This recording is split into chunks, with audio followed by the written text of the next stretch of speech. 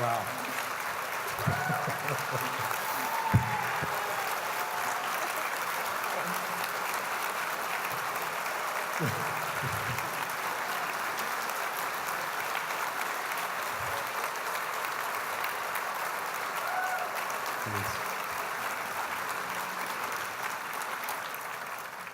Wow. It's certainly humbling to see the last 20 years coming across the screen like that. That was so beautiful, so poignant. Thank you. One of the most important lessons I ever learned in my life was at the age of 10 years.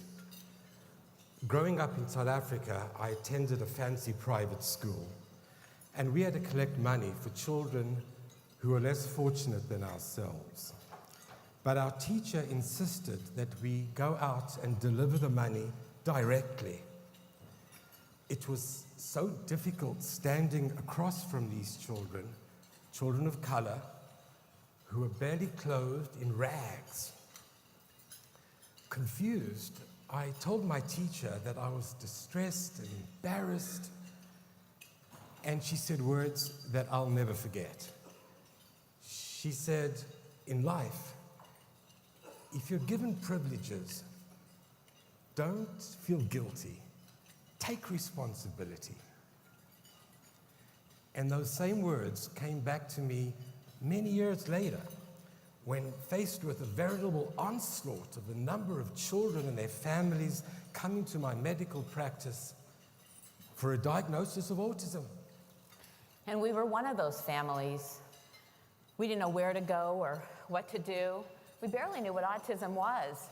The landscape was barren, the internet just emerging.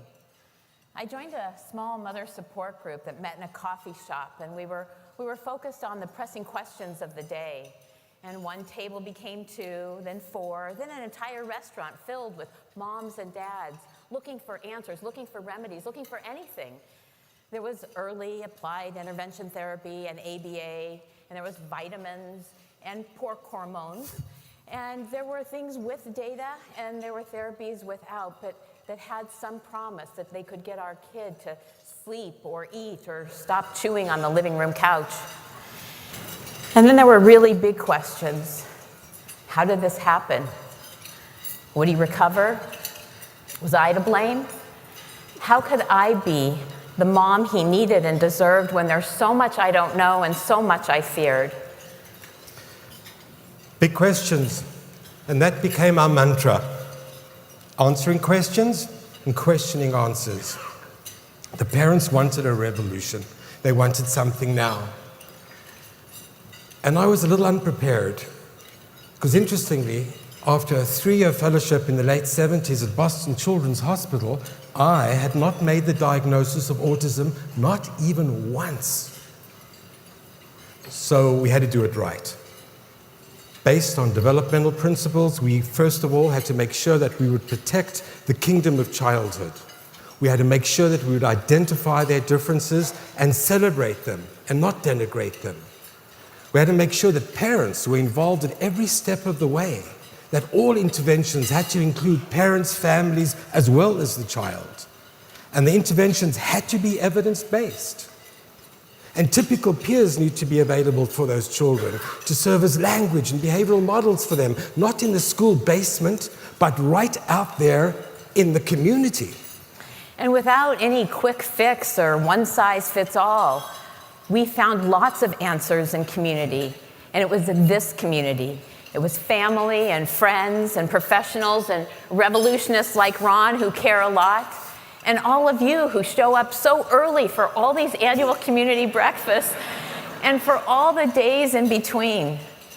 We started quite humbly, no money, no staff, no dedicated space, but we had big ideas and we had really big dreams. And we believed that if SARRC focused on what was right for our families and our community, then in so doing, we could create a model for communities everywhere.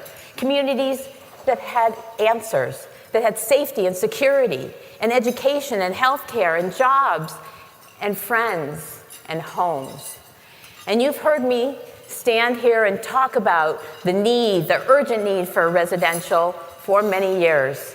And thanks to you, and thanks to SARRC, we broke ground on our first property called First Place Phoenix through a sister nonprofit by SARRC.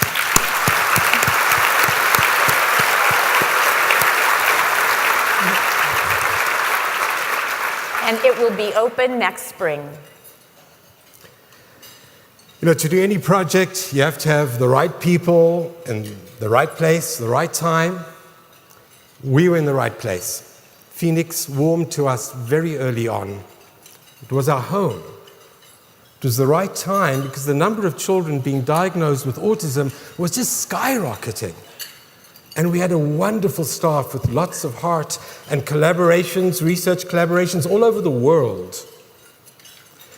But let me tell you, from someone who was there right at the very start, we had a very special secret ingredient.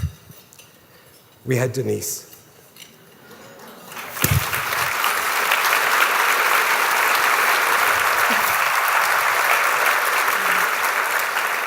And just simply put, the children of Phoenix, if not the world, have her to thank for going to bat on their behalf. Thank you, Denise.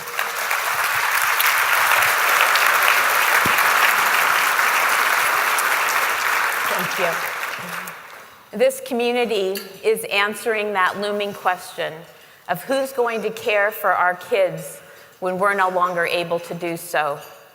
This community is giving our kids and our adults more chances to succeed, is filling our hearts with more hope than fear, and is giving us all many more reasons to smile. Thank you. Thank you to my darling husband, the father of fun and love and laughter. Thank you to Matt, our North Star.